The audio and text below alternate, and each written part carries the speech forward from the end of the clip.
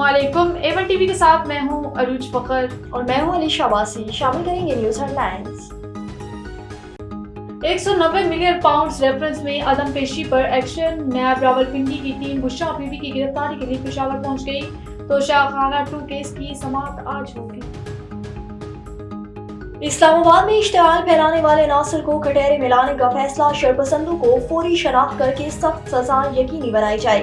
वजीर आजम शहबाज शरीफ ने कहा कि बुलवाइयों से निपटने के लिए एंटी राइट फोर्स कायम करने की हिदायत। आइंदा साथी मफाद के लिए लश्कर कशी रोकने के लिए जामे लायहा अमल तलब। वफाकी काबीना PTI पर पाबंदी या KP में गवर्नर राज की तजवीज़। काबीना इजलास में फिलहाल कोई फैसला नहीं हुआ। राना सनाउल्लाह ने कहा कि वज़ीर-ए-आज़म इत्तेहादियों से मुशावरत के बाद फैसला करेंगे। तहरीक-ए-इंसाफ के लिए मुज़ाकरात की पेशकश बरकरार। सियासी जमातों में बात होगी तो मामलात आगे बढ़ेंगे।